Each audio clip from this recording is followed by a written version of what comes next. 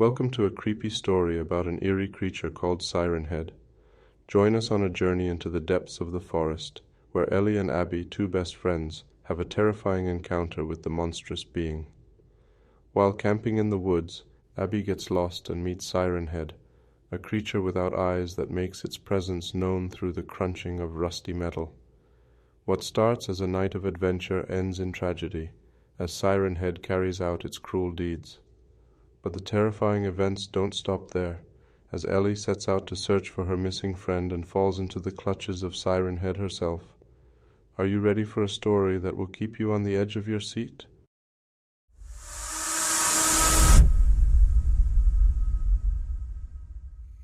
Ellie and Abby were best friends since childhood. They shared a love for nature and adventure, and were often out in the woods together. This weekend they had decided to go camping in the woods. After setting up their tent, Ellie and Abby went on a hike through the woods.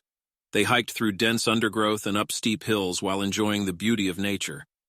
But as the sun slowly began to set, Abby lost her orientation and got lost. She tried to find her way back to the campsite, but didn't know which direction to go. Suddenly she heard an eerie cracking noise coming from the bushes.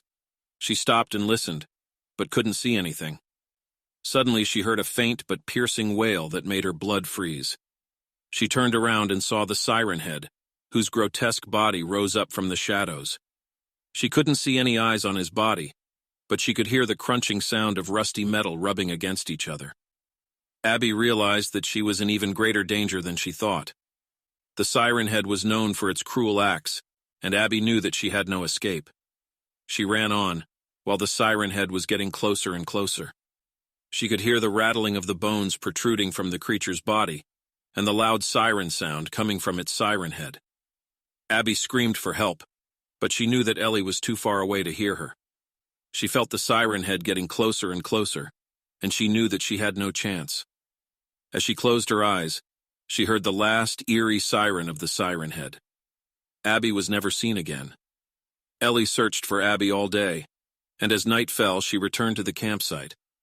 When she arrived there, she found Abby's backpack, but there was no trace of Abby herself.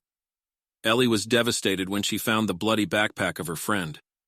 She couldn't believe that Abby had possibly been kidnapped by a cruel creature like the Siren Head. The police launched an extensive search for Abby, but they found no trace of her. Days went by and Ellie couldn't stop thinking about Abby. She couldn't sleep and had nightmares about the Siren Head and the terrible creatures that followed him. One night, Ellie heard the eerie cracking noise in the woods again. She got dressed and followed the sound. She followed the tracks until she suddenly stood in front of an abandoned house. The door was open, and Ellie could hear the cracking and siren sound of the Siren Head coming from inside the house. Ellie entered the house and saw the Siren Head in front of her. Its body was covered in blood, and she could see that it was covered in Abby's blood. She screamed in terror and tried to escape, but it was too late. The Siren Head grabbed her and dragged her into the darkness of the woods. Ellie fought desperately, but the Siren Head was too strong. She felt him breaking her bones and tearing her flesh apart. She screamed in pain and terror, but no one could hear her.